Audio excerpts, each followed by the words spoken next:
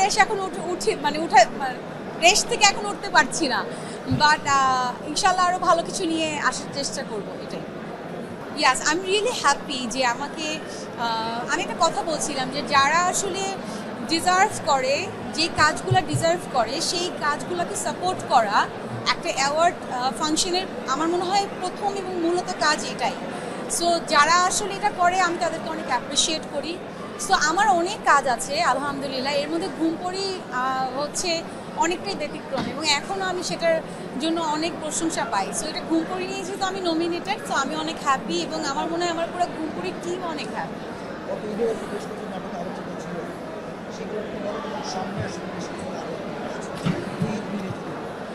আমি আসলে লাস্ট ঈদে আলোচনায় ছিল একটা দুটো তিনটে কাজ ভালো আলোচনায় ছিল, বাট লাস্ট ঈদে থাকে না যে ঈদে আমি খুব প্ল্যান করে কাজ করার চেষ্টা করি, বাট লাস্ট ঈদে সাধারণত এটা হয়নি। বাট এই ঈদে আমার মনে হয় 2-3টা কাজ আসবে যেটা লাস্ট ঈদের মতো এই ঈদেও আপনাদের খুব ভালো লাগবে। সো আমি চেষ্টা করি এখন খুব কম কাজ করে একটু ভালো কাজ মানুষজনকে দেওয়ার। সো আমি সেটাই চেষ্টা করছি, আমি এটাই চেষ্টা করবো ইনশাল্লাহ।